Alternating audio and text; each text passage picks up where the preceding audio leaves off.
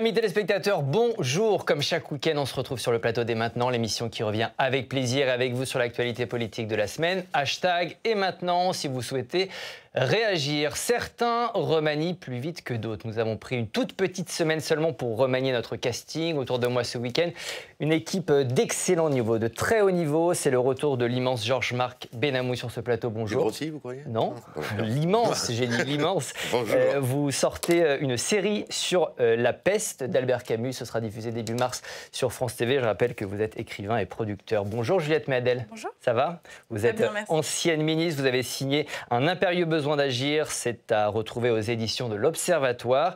Le retour de Maître Bavrez également. Bonjour. Bonjour. Vous êtes économiste et éditorialiste au Point et au Figaro. Votre dernier livre s'intitule « Démocratie contre empire autoritaire ». C'est à lire aux éditions de l'Observatoire. Une nouvelle recrue sur ce plateau, Blanche Leridon. Bonjour. Bonjour. Ravi de vous accueillir. Vous êtes directrice éditoriale de l'Institut Montaigne. Dans cette émission, on se demandera si l'environnement doit remercier Anne Hidalgo, elle qui multiplie les projets écolos dans la capitale. On vous dira qui sera le prochain président de la Russie. Restez avec nous, information exclusive à suivre. On se penchera sur un sondage choc dévoilé cette semaine et sur le bel hommage rendu aux victimes françaises du 7 octobre. Mais d'abord, la séance est ouverte. Merci Président Larcher. C'est embarrassant, Monsieur Bayrou. Cette semaine, l'un des principaux alliés d'Emmanuel Macron a dit non à une entrée au gouvernement. Il en avait vraiment envie, dit-il, mais les désaccords étaient trop profonds. Il a donc claqué la porte et s'est fâché très fort. Écoutez-le. Ce que je vois, moi, c'est la multiplication des indices selon lesquels la crise, on ne va pas l'équilibrer, on ne va pas l'arrêter, mais on fait comme si elle n'existait pas. Je pense que nous sommes à un point de grave inquiétude, pour ne pas dire de non-retour. Je pense que la situation se dégrade continuellement. Je ne laisserai pas faire un certain nombre de dérives qui sont fondées sur l'ignorance par les responsables du sommet de ce que vivent les Français à la base. Georges-Marc, c'est la mauvaise surprise de la semaine pour Emmanuel Macron, cette sortie? C'est la bonne nouvelle pour Gabriel Attal, qui affirme ainsi son autorité, puisqu'il ne voulait pas de François Bayrou dans le gouvernement, semble-t-il. Donc il affirme son autorité. Mais là, c'est François Bayrou qui ne veut pas entrer au gouvernement, c'est ce qu'on comprend. Oui, en fait, je pense que les choses en coulisses ont été plus compliquées, mais c'est un mélange étrange. Moi, j'ai une double réaction. D'abord, plutôt de la sympathie et de la gravité devant le constat de François Bayrou, qui voit juste en général, et en même temps le sentiment qu'en effet, à l'intérieur du gouvernement, il aurait rendu la vie infernale à Gabriel Attal, et ça aurait été une sorte de cogestion avec un Premier ministre bis tutélaire. Donc ça, c'est déstabilisant. On verra par ailleurs les conséquences sur la majorité très relative, qui devient encore plus relative avec la fragilité du MoDem. Mais enfin bon, c'est pas non plus un drame. C'est un épisode de plus dans la frustration généralisée de François Bayrou depuis qu'il a fait d'une certaine manière Macron, il n'en a jamais profité. Sur la forme, sur le fond, vous avez été surprise, choquée, étonnée de cette sortie de François Bayrou, Juliette? Surprise un peu, parce que je pensais vraiment qu'il allait rentrer dans ce gouvernement. Il incarne quelque chose, François Bayrou. Il incarne la politique à l'ancienne. Et donc j'ai une petite tendresse pour sa façon d'incarner ce jeu politique. J'ai une tendresse et une interrogation. Il dit qu'il n'est pas d'accord sur le fond. Et on a envie de savoir sur quoi il n'est pas d'accord. Parce qu'après tout, ça pourrait être assez sain qu'au cœur de la majorité, il y ait des vrais débats de fond de façon constructive, hein. Ouais. Et on aimerait bien entendre un peu des échanges, des interrogations, et on aimerait bien que la majorité accouche d'un consensus entre ces différentes tendances. Donc je m'attendais à ce que François Bayrou dise, par exemple, je ne suis pas d'accord, par exemple, avec le port de l'uniforme, je ne sais pas c'est ce qu'il pense, ou qu'il indique qu'il n'était pas d'accord avec les nouvelles orientations sur le logement, mais il n'a rien dit sur le fond. Donc on en ressort un peu déçu, car on a peut-être le sentiment que c'est juste une question de poste et ce serait très décevant. C'est ça, c'est une sortie politique, Nicolas? C'est un désaccord passager ou là on assiste vraiment à une crise, peut-être pas majeure, mais en tout cas une crise importante au sein de la majorité? Non, je pense que c'est un événement politique important. On peut rapprocher ça, j'allais dire, de la sortie extrêmement compliquée de Gérard Collomb. Quand Gérard Collomb avait quitté le ministère de l'Intérieur, il a dit une chose dont on a vu à quel point elle était juste. il a mis en garde contre le fait que les Français vivaient de plus en plus côte à côte et qu'ils allaient de plus en plus vivre face à face. Et on a vu depuis, entre le terrorisme, les émeutes urbaines, à quel point il avait raison. Et je pense que ce que dit François Bayrou, c'est quand même effectivement assez puissant. Finalement, c'est la fameuse formule de Lénine qui disait que qu'est-ce que c'est qu'une situation pré-révolutionnaire? C'est quand le haut ne peut plus et que le bas ne veut plus. Vous comparez François Bayrou et Lénine. Et François Bayrou nous dit la même chose. Et c'est vrai que sur la déconnexion du système de pouvoir d'Emmanuel Macron avec toute forme de réalité, on est maintenant, on est allé très loin. Ça se décline sous une forme territoriale, sous une forme politique, sous une forme et c'est tout ça que vous avez entendu chez François Bayrou. Ce qu'il a dit là, c'est extrêmement clair. On va voir cette réaction et ce communiqué au vitriol du député MoDem, donc du même parti que François Bayrou, Jean-Louis Bourlanges. Le MoDem est en pleine incohérence. François Bayrou a décidé sans aucune concertation avec personne d'afficher un désaccord de fond avec la majorité présidentielle, tout en recommandant aux députés de rester à bord et de participer au gouvernement. Fin de citation. C'est un coup de sang ou un coup politique de François Bayrou? Moi, j'y vois surtout le révélateur d'une espèce de changement de régime qui ne dit pas son nom. C'est-à-dire que ce qu'on a vécu ces dernières semaines, depuis le début du mois de janvier, ça ressemble beaucoup à ce qui se passe dans d'autres pays qui ont des gouvernements parlementaires qui fonctionnent avec des coalitions. Et nous, en fait, ça fait un mois qu'on essaie de faire tenir cette espèce de coalition qui a effectivement beaucoup de difficultés à trouver sa cohérence et sa vision. Et donc, pour moi, ça me permet de relativiser un peu cette notion de psychodrame ou de crise politique, dans la mesure où, en fait, on se retrouve dans une espèce de moment nécessaire où, comme un Olaf Scholz qui a mis plus de 2 mois avant de composer son gouvernement, ou si on regarde ce qui se passe aujourd'hui aux Pays-Bas, où on a un Geert Wilders qui a été élu en novembre et qui n'a toujours pas de gouvernement, ben, la France est un petit peu en train, même si elle n'a pas changé de régime officiellement, de prendre cette dynamique-là. Et puis, je crois que ce qui est important aussi, c'est que on a beaucoup parlé du casting, on a beaucoup parlé des figures, mais en réalité, ce qui intéresse les Français, c'est les sujets. Vous leur dites Guillaume Kasbarian au logement, eux, ils vous répondent 4 millions de mal logés en France, 2,6 millions de Français qui attendent un logement social. Vous leur dites Frédéric Valletoux à la santé, eux, ils vous répondent bah non, moi, ce qui m'intéresse, c'est la crise de l'hôpital, c'est la réforme de l'AME qui va être sa priorité. C'est plutôt ces sujets-là qui sont... Du nouveau casting qui a été annoncé, effectivement. Ouais. Après un mois d'attente, le gouvernement Attal est enfin au complet. L'Élysée a annoncé cette semaine la liste définitive de l'équipe gouvernementale. 35 ministres au total, pas beaucoup de nouvelles têtes, hormis Nicole Belloubet, l'ancienne ministre de la Justice, qui vient remplacer Amélie Oudéa-Castéra à l'éducation. Celle-ci a été exfiltrée par Gabriel Attal. Écoutez. On a vu qu'il y a eu un trouble, un malaise. Elle s'en est d'ailleurs expliquée, elle s'est excusée, elle l'a dit. Mais moi, ce qui m'importe le plus, et je sais que c'est ce qui lui importe aussi, c'est qu'on puisse avancer pour l'école. Et donc, les conditions pour pouvoir avancer pour l'école n'étaient plus réunies dans l'immédiat. Nicole Belloubet qui remplace donc Amélie Oudéa-Castéra. On va voir cette réaction de Bruno Retailleau à la suite de cette nomination. Avec la nomination de Nicole Belloubet, l'une des ministres de la Justice les plus laxistes de la Ve République, le retour de l'autorité à l'école n'est pas pour demain. Fin de citation. On va peut-être parler un petit peu de Nicole Belloubet. C'était une bonne ministre de la Justice, Maître Bavrez ? Si on en juge, j'allais dire, il y a les polémiques sur les sorties de prison au moment de la Covid, mais c'est vrai que dans les services publics qui ne marchent plus du tout, il y a celui de la justice, et notamment de la justice du quotidien. Et de fait, on ne peut pas dire que les choses se soient améliorées sous Madame Belloubet. On peut penser ce qu'on veut d'Éric Dupond-Moretti, mais c'est le premier qui a pris à bras-le-corps le problème des moyens de la justice et d'essayer de remettre en route ce système. Donc, Madame Belloubet, on ne peut pas dire qu'elle est un... Et elle a fait effectivement notamment sur ces déclarations qui tendaient à défendre le blasphème, on ne peut pas dire que ce soit très brillant. Mais je reviens quand même à ce qui est dit, parce que il y a comme on a dit, le casting, finalement, c'est pas le plus important, parce qu'en fait, on a de nouveau un gouvernement de quasi-inconnus. Et ce qui me frappe, parce qu'en réalité, c'est pas du tout une coalition comme dans les autres pays. Depuis, on est en majorité relative, et ça fait que, voilà, et c'est ce problème qui n'arrive pas à être réglé. Quand même, ça fait depuis le 15 décembre qu'en réalité, il n'y a plus de gouvernement, et derrière, il y a quand même un mépris du président de la République à la fois pour les institutions, même pour ses ministres, pour les citoyens, qui est, je trouve, ce qui est le plus choquant dans un moment où on a vraiment besoin de la politique. Parce que c'est vraiment un moment de tension, et à l'international et à l'intérieur extrême. On a quand même les Jeux Olympiques, on a beaucoup d'événements. Et derrière, on a cette espèce de vide de l'exécutif qui est saisissant. C'était très laborieux, ce remaniement.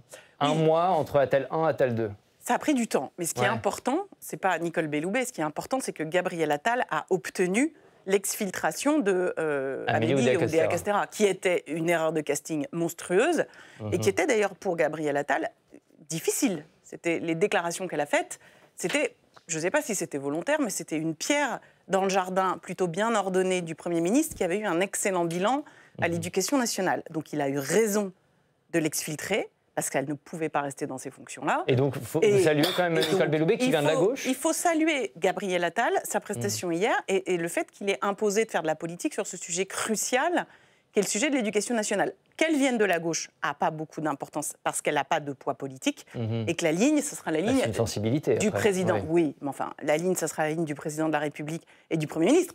Et je le redis, je préfère que ce soit la ligne de Gabriel Attal sur ces questions-là, plutôt que la ligne de Amélie Oudéa-Castéra. Georges Marc. En fait, il faut se poser la question de la cohérence de la ligne en matière d'éducation nationale. En effet, est-ce que c'est la ligne Attal qui va s'appliquer? Parce qu'il faut se rappeler qu'il y a eu un ministre laïque, M. Blanquer. On aimait ou on n'aimait pas, mais il a installé une politique. Ensuite, il y a un ministre, on peut dire anti-laïque, multiculturaliste, qui est pas resté longtemps, M. Pamdiaye. Et puis, il y a un grand ministre, M. Attal, qui a effectivement secoué la société française. Et là, après Mme Castéra, qu'est-ce qu'elle va faire, Mme Belloubet? Est-ce qu'elle va rester comme avant, c'est-à-dire une adepte des gens qui condamnent le blasphème, enfin, elle condamne le blasphème, ou est-ce qu'elle va être dans la ligne et dans les pas de M. Attal? Donc on a besoin de clarification. Après le grand zigzag de la rue de Grenelle... Oui, mais il n'y a pas beaucoup de doutes. Ça va être la ligne du Premier ministre. J'espère. Et c'est fait pour ça. J'espère, si c'est le cas. Je doute qu'elle parvienne à imposer quoi que ce soit. Exfiltration de Mme Oudéa-Castéra, nomination de Mme Belloubet si elle est sur la ligne Attal, et exfiltration de Bayrou, c'est une bonne opération, comme je le disais tout à l'heure, pour M. Attal. Un rééquilibrage, Blanche. Georges Marc parlait de cohérence. Moi, je parle surtout de compétences. En réalité, maintenant, c'est ça qui intéresse les enseignants. Essayer de savoir est-ce que tous les enseignants vont pouvoir être remplacés. Enfin, cohérence, bien sûr, mais on imagine... Ancienne rectrice, elle connaît. Si elle condamne la Baïa, si elle n'est pas sur la ligne Attal, sur la Baïa, j'imagine qu'elle l'est. Non, mais ce qui a priori, compte tenu de ses déclarations, de sa sensibilité socialiste à l'ancienne, etc. Mais ce qui me surprend un petit peu, c'est qu'il y a eu une déclaration de politique générale. Donc, en réalité, le cap, il a été posé, la ligne, elle est claire. Et donc, si vous n'adhérez pas à cette déclaration de politique générale, c'est une contradiction. Enfin, c'est à Mme Belloubet qui aurait dû renoncer à y aller. Donc, j'imagine, je veux croire, parce que je suis profondément optimiste, que tous ceux qui ont donné leur accord pour rentrer dans ce gouvernement, ils disent oui de bout en bout à la déclaration de politique générale qui a été prononcée il y a 2 semaines maintenant par Gabriel Attal. Je suis tout à fait d'accord avec vous, mais on peut même aussi rajouter que si, alors même qu'elle pouvait avoir des positions un peu différentes du Premier ministre, elle est rentrée, c'est que, elle n'a pas un poids politique qui va gêner et qui va empêcher le Premier ministre d'avancer. C'est d'ailleurs pour ça aussi qu'elle est rentrée au gouvernement. Et que 2, effectivement, elle adhère au gouvernement. Nicolas, rapidement là-dessus. D'un mot, ce qui est dit par Georges-Marc Benamou est tout à fait juste, mais ça va au-delà de l'éducation. C'est-à-dire que l'autre énorme problème de ce gouvernement, c'est qu'il y avait potentiellement une nouvelle donne avec Gabriel Attal qui a été assez largement désarmé par la lenteur, la confusion du processus de formation du gouvernement. Et surtout, ce qui est vrai de l'éducation est vrai du reste. Il n'y a pas de ligne, il n'y a pas de projet. Il n'y a pas de cap. Il n'y a pas de vision, il n'y a pas de cap. 4 mois après le carnage perpétré par le Hamas contre l'État d'Israël, la France a rendu cette semaine un hommage national aux 42 Français ou Franco-Israéliens assassinés par les terroristes. Une cérémonie très solennelle a été organisée aux Invalides. Maître de cérémonie, Emmanuel Macron. Écoutez. Il était 6 heures. Et le Hamas lança, par surprise, l'attaque massive et odieuse, le plus grand massacre antisémite de notre siècle. Et dans les notes de musique d'un lieu de fête ont éclaté les tambours de l'enfer. Et les téléphones de nos enfants qui jusque-là filmaient les joies de leur vie sont devenus les boîtes noires de l'horreur. Elles nous hanteront, ces images. le ciel livide qui se zèbre de missiles. Les brigades infernales qui écument le festival se répandent dans les plaines, puis dans les villages, fracassent les portes, font irruption dans les foyers, dans les chambres, sous les lits. Les déflagrations, les cris de « massacrons les Juifs », les grenades, les hurlements, les pleurs, puis le silence. On va mettre les pieds dans le plat tout de suite avec un duel sur ce plateau, un super duel autour de cette question. L'hommage d'Emmanuel Macron et de la République a-t-il été à la hauteur? D'un côté, eh bien, il y a Nicolas, de l'autre Blanche, c'est votre premier duel. On va commencer avec Nicolas, vous savez comment ça marche. Vous avez 45 secondes pour nous dire pourquoi, selon vous, cet hommage n'a pas été à la hauteur, Nicolas. Le problème, c'est pas l'hommage. L'hommage, il a été plutôt à la hauteur. D'abord, c'est bien pour la France d'avoir été le premier pays à avoir fait ce genre de cérémonie. Le discours était bon. Ce qui m'inquiète, moi, c'est que la France devient de plus en plus une commémoration. Et donc, on n'arrête pas de commémorer les victimes, ce qui peut tout à fait s'entendre, mais nous n'agissons plus. Et donc, la France, elle n'a aucune prise aujourd'hui, ni sur la réalité de l'islamisme dans notre pays, ni surtout sur la politique étrangère, et elle n'a plus de véritable action, notamment au Moyen-Orient. Donc c'est ce que je regrette, le fait que la multiplication de ces commémorations se fait au détriment de ce qui est la véritable fonction de la politique, qui est l'action sur le réel. Blanche, vous avez ça, beaucoup de talent, beaucoup d'expérience, vous avez 45 secondes également pour nous dire pourquoi, selon vous, oui, cet hommage a été à la hauteur. Alors pour moi, il était effectivement impératif et à la hauteur. Nicolas l'a dit, on est le premier pays à avoir rendu ce type d'hommage, ce qui est normal puisque la France accueille la 3e communauté mondiale de Juifs après Israël et les États-Unis, bien sûr. Et puis, ce qui est particulièrement intéressant, c'est de voir que quelques heures avant, il y avait un sondage qui était sorti où on s'est rendu compte que la majeure partie des Français, en fait, minorait totalement le nombre de victimes françaises des attaques terroristes du Hamas. Donc ça a permis aussi de rappeler l'ampleur de ce désastre et de faire comprendre à tout le monde de l'importance de ce sujet-là. C'était une très belle cérémonie, extrêmement émouvante. Le discours était d'une très grande force et puis toute la mise en scène aussi, qui est importante en termes de symbolique, était particulièrement bien réussie. Merci, chère Blanche. Georges Marc, on a beaucoup reproché, en tout cas on a beaucoup entendu de critiques sur Emmanuel Macron, en se demandant pourquoi il y avait eu ce silence pendant 4 mois. 4 mois depuis le 7 octobre. Est-ce que finalement tout est pardonné?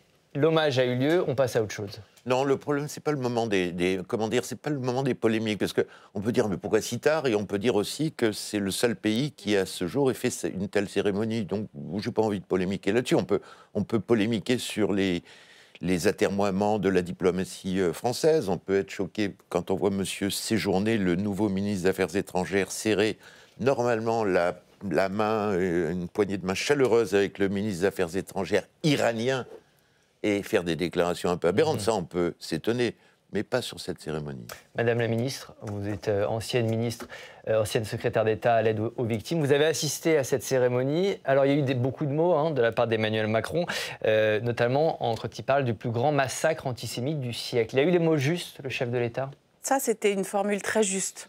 On aurait même pu dire et rajouter que c'est le plus gros trauma dans l'histoire juive après la Shoah. C'était fondamental et nécessaire qu'ils le disent maintenant. Je trouve que la cérémonie était vraiment à la hauteur de toutes les cérémonies d'hommage que nous avions rendues lorsque, avec François Hollande, Emmanuel Valls, on rendait hommage aux victimes des attentats islamistes sur le sol français, parce qu'il y a une continuité. Et 41 Français sont morts en Israël. En plus, il y a des centaines de blessés et de traumatisés. Et cette question-là de ce qu'elles ont vécu, ce que ces victimes-là françaises ont vécu dans leur chair, c'est universel et ça touche la France. Donc cet hommage, il dit la France est victime du Hamas. Le Hamas est une organisation terroriste. Ce que je voulais dire ici, témoigner de ce que j'ai vu, c'est que j'ai vu aussi aux Invalides un affrontement entre la France insoumise, qui est venue, et donc au moment où les députés de la France Insoumise, et notamment Mathilde Panot, arrivent pour rentrer dans la cour des Invalides, ils sont hués. Alors on va en parler, oui, justement. Vous me faites je ne vais la pas transition. déflorer votre sujet. Non, parce que et je vais vous parler de Marine Le Pen également. Toutes les tendances politiques étaient représentées précisément lors de cet hommage. Les Insoumis ont fait le déplacement, eux dont la présence n'était pourtant pas souhaitée par une partie des familles des victimes en raison de leur prise de position depuis le début de la guerre. Ils se sont d'ailleurs fait siffler par certains participants. Voilà le député Aymeric Caron qui arrive à cette cérémonie aux Invalides. Juste avant cette cérémonie, Mathilde Panot avait pourtant tenu à clarifier les choses. Écoutez-la. Nous avons été invités à cet hommage national par le président de la République. Et je veux dire ici solennellement que les polémiques doivent s'arrêter quand la nation tout entière rend hommage aux morts. Et après cette cérémonie, on va voir ce tweet de Jean-Luc Mélenchon. Invité par la présidence de la République, nos députés nous ont représentés aux Invalides avec une grande dignité. Bon, finalement, c'est normal, cette présence des Insoumis était normale à cet hommage, Blanche ? Normal, je suis pas sûre qu'on puisse la qualifier de la sorte, mais il y a eu tout ce débat autour de la qualification et du refus de LFI qui est persistant de qualifier d'attaque terroriste qui s'est passé. On a entendu beaucoup ces derniers jours de commentaires sur est-ce que c'est bien normal de rendre hommage à des victimes d'un conflit toujours en cours. On n'était pas en train de rendre hommage aux victimes d'un conflit toujours en cours. Et je voudrais rebondir sur ce qu'a dit Madame la ministre Méadel. C'était vraiment un hommage aux attaques terroristes du 7 octobre. Oui. Et qui s'inscrivent dans la lignée des attaques terroristes que la France a vécues en 2013 et 2015. Et donc c'est un moment qui, pour moi, est tellement hors norme que ça méritait qu'il y ait ce temps-là. Et effectivement, alors, est-ce que c'est un désaveu ou alors est-ce que c'est peut-être une forme d'excuse ou de retour en arrière de la part des LFI de participer à une cérémonie? Non, là aussi c'est mon optimisme qui parle, mais c'est qu'il n'y a pas eu de clarification. Il y a eu une clarification de qualification. Elle termine et je vous donne la parole. C'était qualifié de cérémonie d'hommage national en mémoire des victimes d'un acte terroriste. Et donc, pour moi, on se solidarise un petit peu de cette qualification d'acte. Alors, peut-être qu'ils sont en train d'avouer qu'il s'agit de terrorisme. Vous avez une vision absolument magnifique de l'humanité et ce que vous projetez des qualités humaines de ces gens-là. Moi, je pense véritablement que ce sont des cyniques, que c'est une politique vomitive. Moi, ce qui m'émeut, c'est le message que je reçois d'un garde républicain qui portait la photo de M. Amoyal et qui fait un texte absolument bouleversant qu'on vient de m'envoyer. Et qui se sent responsable de cette vie, qui a pleuré avec les parents de ce jeune Amoyal. Ce ne sont pas ces... je ne veux pas les défendre, loin de là. J'ai assez peu de mots pour qualifier, moi qui ai lutté contre l'extrême droite et qui ai subi des attentats d'extrême droite, c'est pire que l'extrême droite. Georges Marc, s'ils n'avaient pas été présents, on leur aurait peut-être reproché. S'ils n'avaient pas été présents... Ils n'existent pas. Dans mon champ de vision, ils n'existent pas. Ils sont sortis de l'humanité républicaine. Juliette. Moi, je crois que la stratégie de la France Insoumise, c'est un peu comme certains extrémistes d'extrême droite, de chercher le chaos. Bien sûr. Et donc, ils viennent à cet hommage parce qu'ils cherchent les huées. C'était frappant. Je les ai vus arriver. Aymeric Caron, qui, la veille, a fait une déclaration antisémite sur les ondes. Au moment où il arrive, il y a un groupe de gens qui sont là pour les huer et les caméras filment. Donc, déjà, les projecteurs se dirigent vers eux. Et au moment où ils rentrent, il y a des gens dans l'entourage qui vocifèrent contre la France Insoumise à juste titre et qui, je l'ai vu, se précipite dans les bras, vraiment physiquement, de Marine Le Pen en lui disant « Merci, vous, d'être là ». Donc quel est le bilan de l'opération? On a la France Insoumise d'un côté qui, avec le Front National, organise un affrontement entre les deux extrêmes. Et ça va produire quoi? Le chaos que et l'un et l'autre espèrent et qui fait plaisir à qui? À des acteurs extérieurs et en particulier la Russie dont on va parler tout à l'heure. Donc ils organisent la dislocation de l'État français et de la démocratie. Et je suis d'accord avec Georges Marc, c'est une stratégie pensée et cynique de prise de pouvoir. C'est une stratégie de prise de pouvoir. On va écouter Jordan Bardella qui était aussi présent au nom du Rassemblement national à cet hommage. Écoutez Jordan Bardella. À chaque fois que la République nous convoque, en tout cas, nous répondons à son appel. Nous sommes parfaitement à notre place, précisément parce que depuis maintenant plusieurs années dans notre pays, nous alertons sur la montée de l'idéologie islamiste qui tue en France, qui a tué Charlie Hebdo, Bataclan, à l'école aux Zaratora, à Toulouse, à Montauban, et qui tue en Israël. Et précisément l'idéologie qui a tué 42 de nos concitoyens en Israël. Le Rassemblement national qui donc rend hommage à des juifs assassinés. Il y a un côté, je ne sais pas comment on pourrait dire, disruptif, Nicolas, là-dedans. Cynique, c'est de l'instrumentalisation pure. Quelque chose d'inédit peut-être aussi, parce qu'on n'en a pas parlé. Je crois qu'il faut regarder un peu, pour le coup, faire un peu d'histoire longue. L'antisémitisme, il n'a pas toujours été de droite. Et donc, au XIXe siècle, l'antisémitisme, il est passé de la gauche à la droite. Et c'est vrai qu'aujourd'hui, ce qui a été rappelé, c'est qu'on est dans un moment où l'antisémitisme a rebasculé de la droite vers la gauche. Alors, il reste évidemment... Basculer, ça veut dire qu'il n'y a plus d'antisémitisme à l'extrême droite. Il reste évidemment mais à l'état de groupuscule, mais l'extrême droite s'est effectivement distanciée de l'antisémitisme. Et à l'inverse, on a clairement, et ce qu'on a vu avec... parce que dans les déclarations qui ont été faites, y compris par Jean-Luc Mélenchon, sur la présidente de l'Assemblée nationale, là, il y a un antisémitisme qui est assumé, déclaré, évidemment en partie implicite. Et donc, le terme de dignité qui figurait dans le message de Jean-Luc Mélenchon, je crois que c'est le plus gros acte d'accusation qu'on peut faire contre l'attitude, effectivement, de la France insoumise aujourd'hui. Parce que je pense que la première atteinte à la dignité, c'est à la dignité, quand même, de ces familles qui ont vécu des choses. Alors, il y a ceux qui sont morts, il y a ceux qui restent et qui ont vécu des choses épouvantables et qui affrontent en plus un deuil. Et donc, c'est vrai que de manière ouverte, vraiment rajouter à leur peine et à leur douleur et les insulter ouvertement, c'est insupportable. Et par ailleurs, la politique qui est derrière est une politique effectivement qui vise à mettre le chaos dans une période qui n'en a pas besoin. Je vous donne la parole dans une seconde, Juliette. C'est une tendance qui se confirme mois après mois. Marine Le Pen est en hausse dans tous les sondages. L'ex-candidate à la présidentielle garde forcément un œil attentif à tout cela et profite de ses rares interventions dans les médias pour régler des comptes. Cette semaine, elle a accusé le gouvernement de ne rien faire pour le pouvoir d'achat des Français. Écoutez. Publié cette semaine, pour la toute première fois, la chef des députés RN est donnée gagnante au second tour de la présidentielle en 2027 face à différents concurrents. On va voir cette hypothèse. Gabriel Attal, Marine Le Pen, 51%, Gabriel Attal, 49%. Quelle est votre réaction, Blanche? C'est étonnant? Alors, étonnant, non. En tout cas, c'est un sondage explosif. C'est la première fois qu'elle est devant quelqu'un au deuxième tour de la présidentielle. Mais tout ça est le fruit d'une évolution constante, permanente ces dernières années. Non, moi, ce qui m'intéresse, on est encore en 2024, il faut se souvenir que l'élection présidentielle n'est pas demain, et qu'il y a quand même une première étape, qui sont les élections européennes de juin 2024. Et cette première étape-là, elle n'est pas si évidente, et je vais vous expliquer pourquoi. Alors certes, M. Bardella est bien en tête dans les sondages, mais il y a un événement qui s'est passé cette semaine et qui, pour moi, est très important, c'est le ralliement de Marion Maréchal Le Pen au groupe des conservateurs et réformistes européens au Parlement européen. Il faut savoir que ce groupe, c'est aussi le groupe de Mélanie, et c'est parmi les deux groupes un petit peu d'extrême droite au Parlement. Italien. Voilà, il y a deux groupes, Identité et démocratie, et les conservateurs et réformistes européens. Et Marine Le Pen siège aux côtés de l'AfD allemande au sein du deuxième groupe.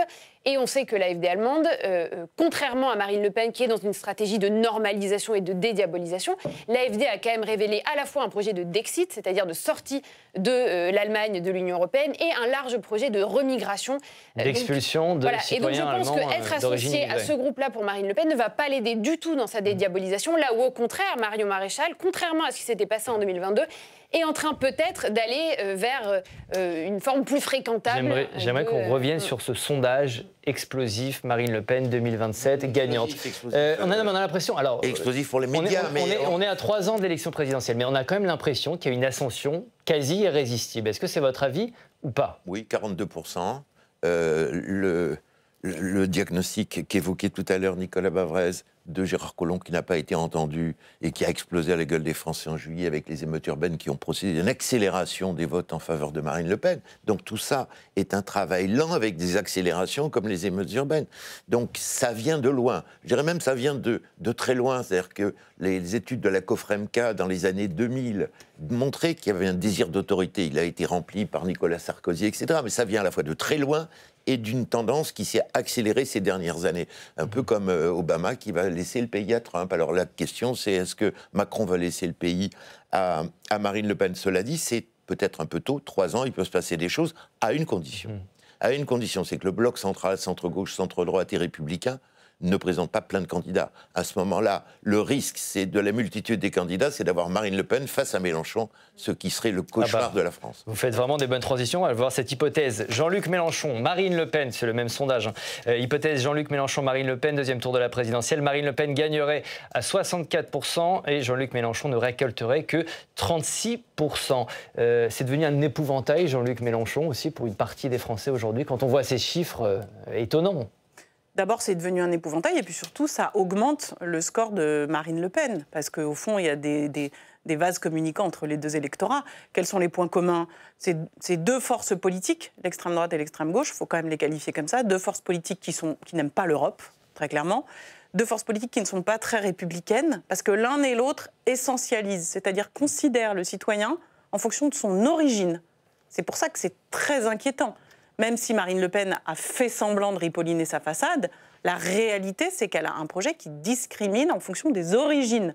Elle ne fait pas seulement la différence juridique normale entre les immigrés en situation régulière et irrégulière, différence qu'on fait tous.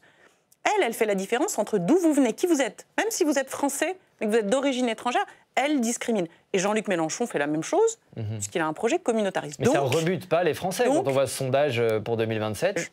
Ce qui ne rebute pas les Français, c'est que Marine Le Pen est en progression constante, qu'elle a réellement une chance de gagner plus qu'avant, que son score augmente. Et pourquoi son score augmente? Il augmente aussi parce que les partis de gouvernement, dont je suis, auxquels j'ai appartenu, ont vu leur score divisé par 10. Vous faites le total des scores de Le Pen. Aujourd'hui, Le Pen fait un score 10 fois plus important qu'avant, alors que les partis de gouvernement ont vu leur score divisé par 10. Nicolas, comment vous expliquez cette... Alors, je parlais d'ascension quasi irrésistible, en tout cas, cette progression dans le sondage. Comment vous l'expliquez? Je crois qu'il y a deux explications. La première, c'est qu'on voit très bien qu'aujourd'hui, ça a été... Mais la dédiabolisation, elle est vraiment derrière nous. C'est-à-dire que l'extrême droite est considérée aujourd'hui comme un parti de gouvernement par les Français. Donc ça, c'est un premier fait politique qui est majeur. Et par Gabriel Attal qui les a réintégrés dans l'arc républicain cette semaine, pardon. Oui, enfin, le président Macron avait fait bien pire avec toutes les composantes de l'Assemblée. Avec les entretiens de Saint-Denis, où on a dit... Avec les entretiens... Ils ont été élus par les Français, ils ont une représentation au Parlement, on ne peut pas faire autrement. Pardon, on ne peut pas faire autrement que de considérer... Non, les entretiens de Saint-Denis, ce n'est pas du tout dans la Constitution. Le fait pour un président de la République de choisir de discuter en tête-à-tête avec les... pendant plus de 12 heures et d'expliquer à la sortie que le meilleur interlocuteur de très loin était M. Bardella. Donc il y a une responsabilité d'Emmanuel Macron dans cette progression du Rassemblement national. La deuxième explication, c'est quand même, quand on regarde les événements, c'est pour ça qu'il n'y a pas de surprise. Il y a, premièrement, les émeutes urbaines. Ensuite, on a eu Palinodia autour de la loi immigration. Ensuite, la crise agricole. Le tout sur des attentats islamistes qui se reproduisent à échéance régulière. Et par ailleurs, une paralysie complète de l'exécutif. Donc, quand on voit ça, sur fond de déstabilisation de la classe moyenne, très franchement, quand on regarde là encore l'histoire... Tous les ingrédients qui vous produisent de l'extrême droite sont présents en France. Et non seulement ils sont présents, mais on a levé toutes les barrières à sa progression.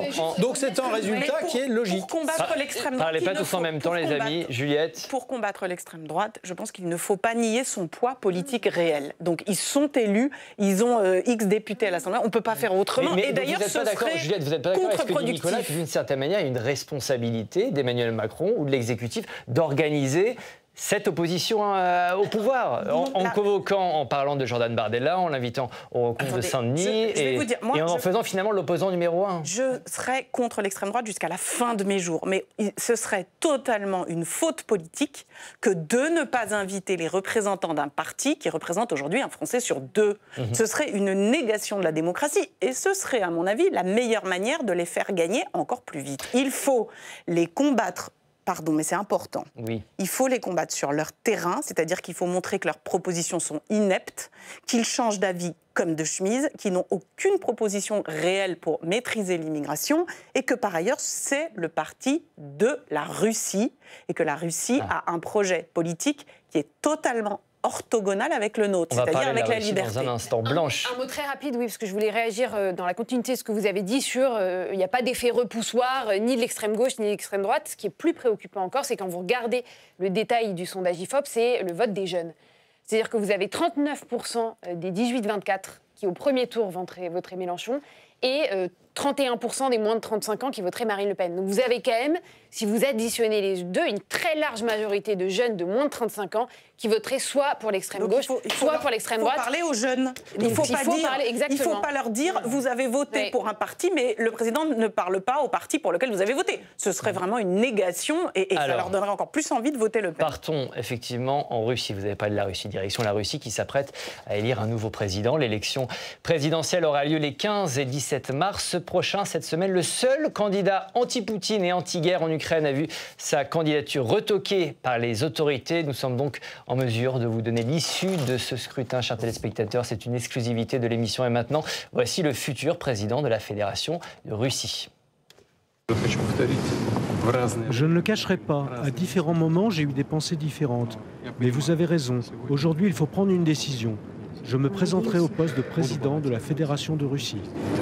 La candidature de Boris Nadezhdin a été retoquée par les autorités. Il s'agissait d'un ancien député de la Douma qui était très anti-guerre en Ukraine. Qu'est-ce que ça nous dit, Nicolas? Ça nous dit qu'on ne peut pas être anti-guerre aujourd'hui en Russie, c'est impossible? On peut être anti-Poutine et ça nous rappelle, contrairement à ce qui est dit par certains, la véritable nature du régime russe aujourd'hui, qui n'est pas...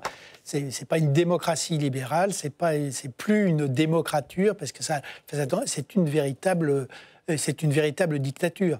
C'est donc un régime qui est fondé sur la concentration du pouvoir autour de Vladimir Poutine, un contrôle strict de l'économie et de la société. Et par ailleurs, c'est un régime qui est indissociable de la guerre. Il y a eu la guerre en Tchétchénie, il y a eu la guerre en Géorgie, il y a eu la guerre en Syrie, il y a eu la Crimée. Aujourd'hui, il y a la guerre en Ukraine.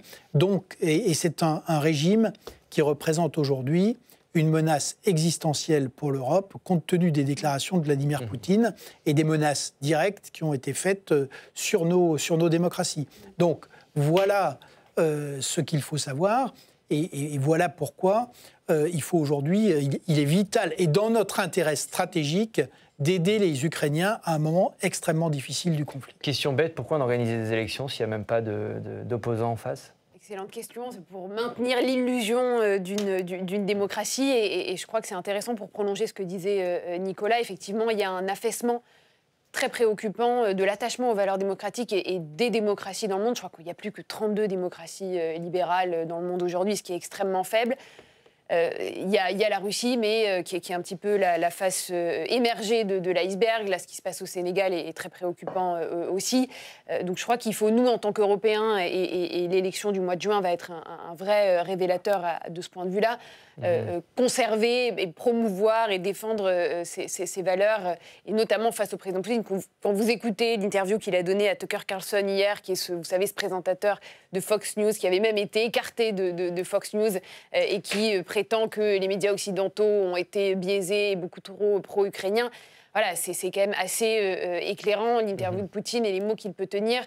C'est une mise en garde. Quel est l'enjeu de ce scrutin pour nous, Européens, Juliette? On savait que Poutine n'était pas un grand démocrate, donc il n'y a pas d'enjeu. Mais est-ce qu'il n'y a pas un durcissement? C'est ce que je crois que ce que vous dites, hein, Nicolas, c'est qu'il y a peut-être un durcissement de Vladimir Poutine, du régime Poutine. Mais enfin, je ne sais pas comment on peut être plus dur que ce qu'il a montré depuis un an, c'est-à-dire, et même depuis quelques années. Enfin, il emprisonne tous ses opposants, il les supprime, il envahit l'Ukraine et il menace toutes les démocraties. Il s'ingère dans les élections par le biais du numérique. Donc il a clairement un projet qui est un projet de déstabilisation des démocraties occidentales. Son modèle n'est pas le nôtre, il nous déteste et il s'organise d'ailleurs avec d'autres acteurs, avec la Chine, avec l'Iran, pour organiser une opposition idéologique avec l'Europe et les États-Unis. Donc on est face à un moment grave qui est peut-être encore plus grave que ne l'était la guerre froide, d'affrontement idéologique. Et je vous rappelle qu'il était à Kaliningrad il n'y a pas si longtemps que ça, la semaine dernière, et qu'il est en train de s'approcher dangereusement des frontières avec la Finlande et la Suède. Donc menace on est sur une menace maximum. Le général en chef de l'OTAN a dit et a prévenu tous les habitants d'Europe, gardez sur votre petite table de nuit une lampe électrique et de l'eau, parce qu'on n'est pas certain que dans les 2 années qui viennent, on ne va pas se retrouver en guerre en Europe. Alors, on a demandé à des Russes ce qu'ils attendaient de ce scrutin. Je vous donne la parole dans une seconde, Georges Marc. On a demandé à des Russes ce qu'ils attendaient de ce scrutin du mois de mars. Écoutez ce qu'ils en pensent.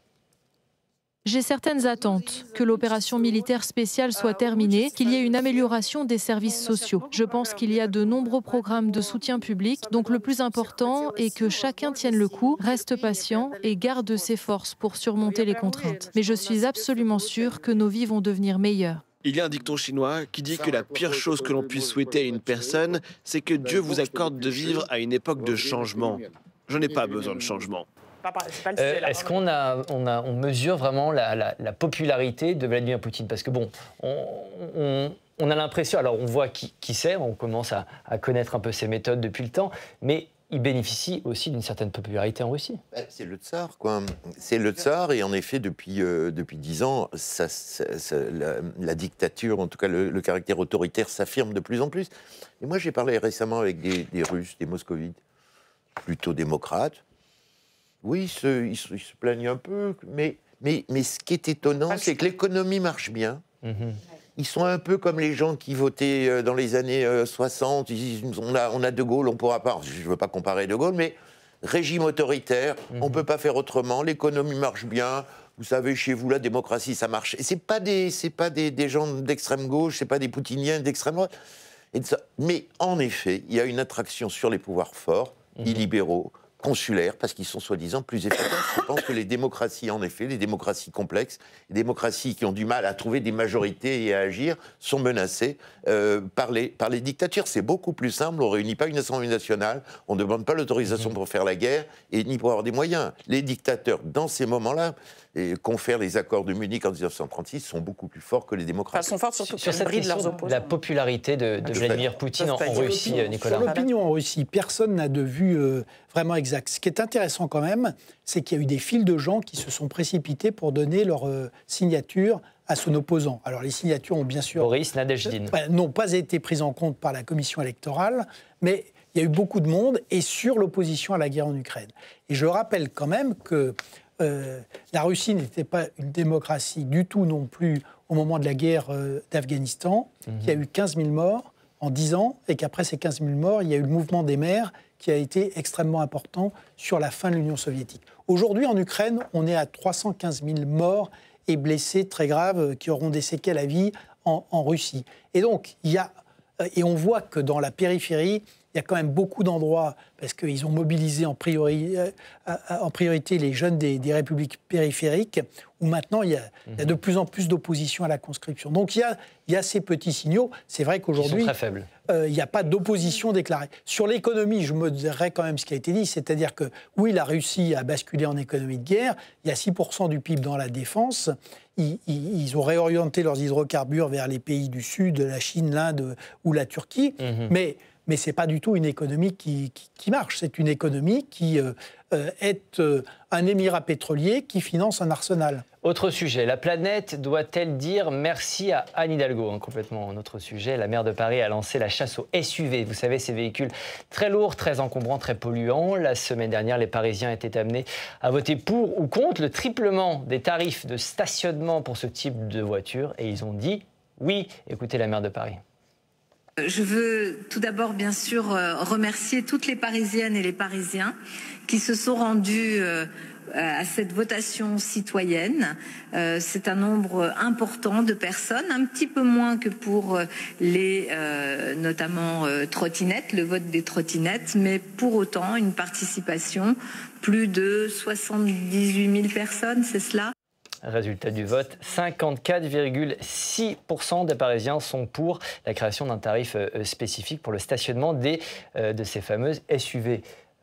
L'environnement doit dire merci à Anne Hidalgo. Il y a deux Paris, je ne sais pas si vous avez vu la carte, c'était dans le journal Le Parisien. C'est la France le Paris de l'Ouest qui veut pas, le Paris des riches, et le Paris du vélo, le Paris à l'Est, etc., qui a voté massivement, enfin si on peut dire massivement, parce que les chiffres sont quand même assez ridicules. Mais moi, je trouve qu'un vrai maire de Paris devrait faire l'union. Ce qui est inquiétant, c'est cette césure sociologique extrêmement nette et qui est mauvais signe pour Paris. Comme s'il y avait la deux politique, Paris. Georges-Marc, je vais pas vous apprendre ça. Vous, puis, fait un scrutin, il y en a qui sont pour, il y en a qui sont Non, mais c'est la division géographique très nette. Moi, ce qu'elle devrait faire, c'est mettre des voitures électriques partout, des bornes électriques qui marchent, ce qui n'est pas le cas. Je signale que dans le 14e arrondissement, elles ne marchent pas, et que j'ai failli ne pas arriver jusqu'à nous.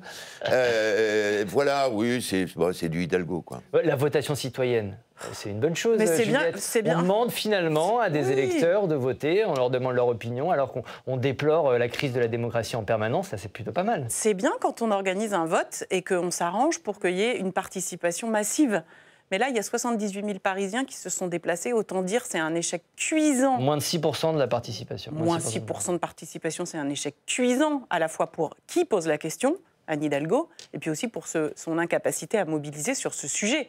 Donc ça veut dire que, 1, les Parisiens ne s'intéressent pas aux questions que pose leur maire, et 2, ça veut dire que le sujet ne les intéresse pas non plus. Et 3, qu'est-ce que ça envoie comme message politique sur la question qu'elle pose? Ça veut dire que ceux qui n'ont pas le choix et qui n'habitent pas dans Paris, il y en a beaucoup, qui sont obligés de venir se garer dans Paris avec leur SUV, sont taxés. Donc ça veut dire qu'il faut être parisien, beau, en bonne santé, riche, avoir un vélo pour avoir le droit de circuler dans Paris. C'est pas exactement ma définition de la gauche. Blanche, là-dessus.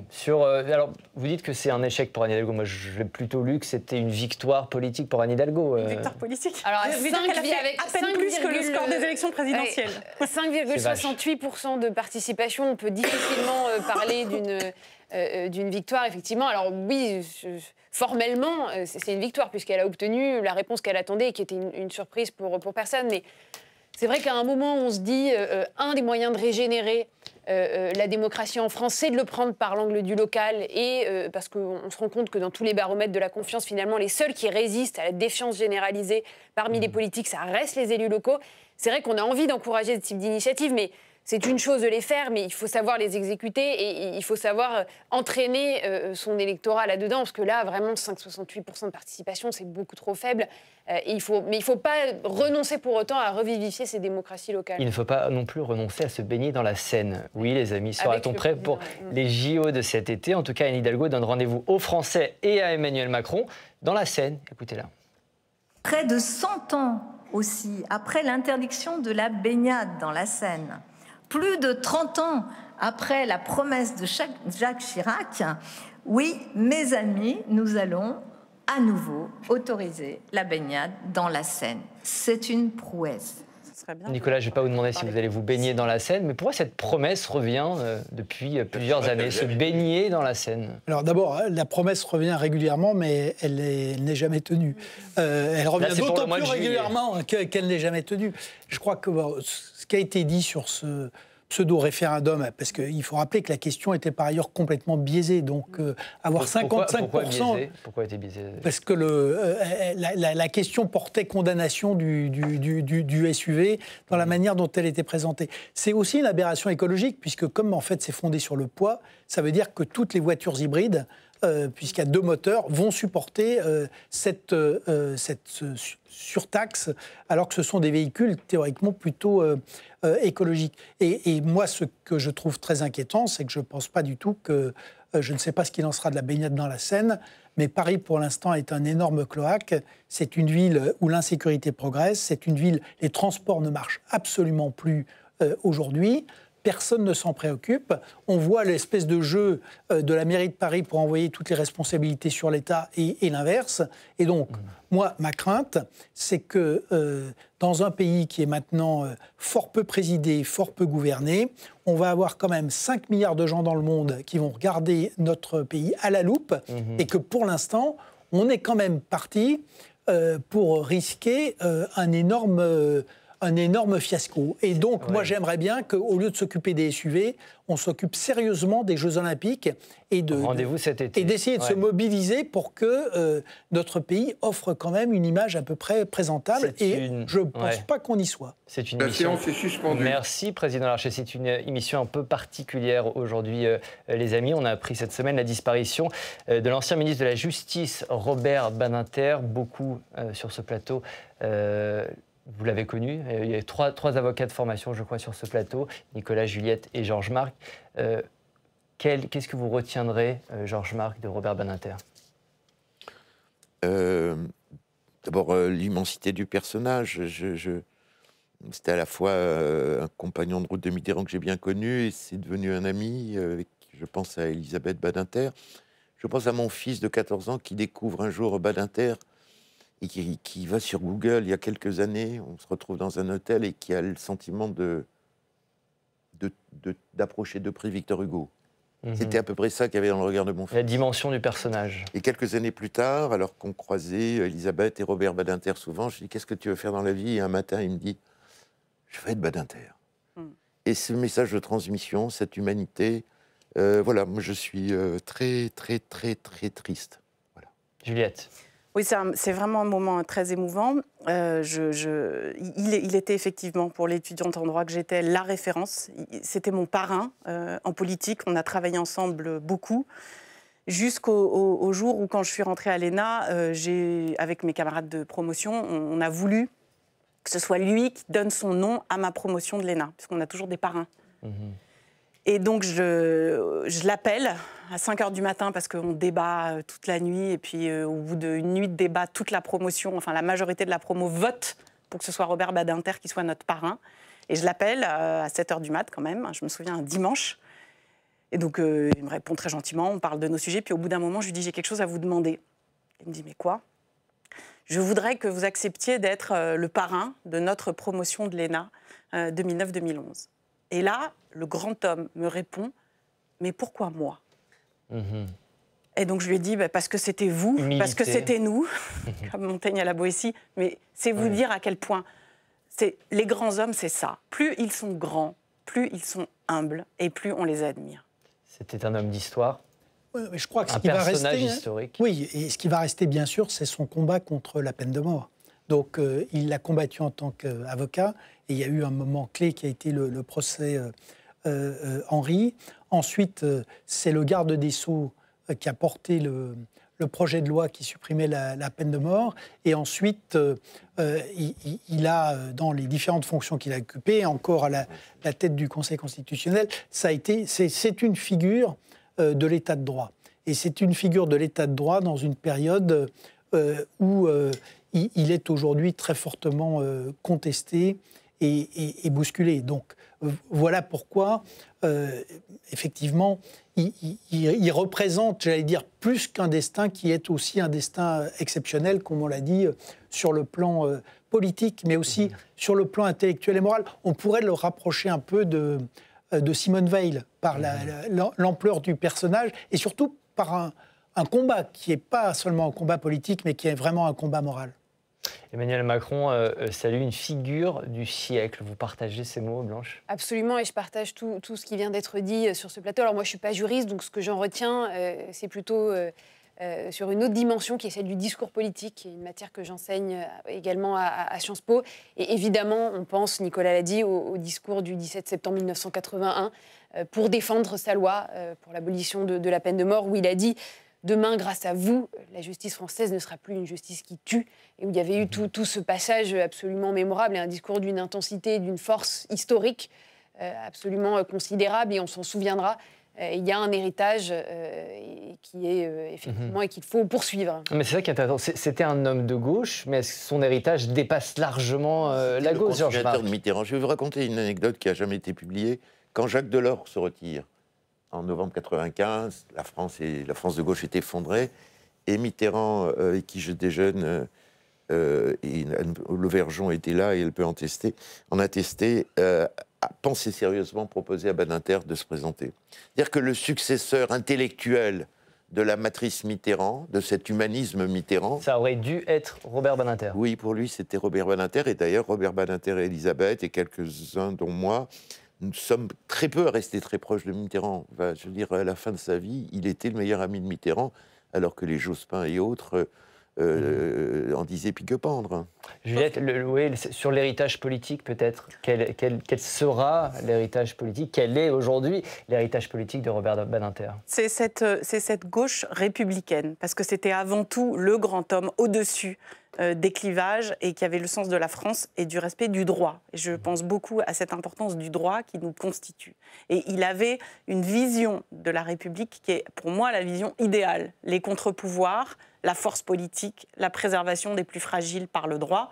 Son combat, outre la peine de mort, par exemple, sur les prisons, on en avait parlé longuement, c'est quand même le seul homme politique qui s'est battu pour améliorer la situation des prisons, pour s'occuper aussi des victimes, parce qu'à l'époque, la politique d'aide aux victimes n'existait pas. C'est lui qui lui a donné ses lettres de noblesse. Ça n'était pas le président de la Startup Nation, c'était le président des derniers de cordée.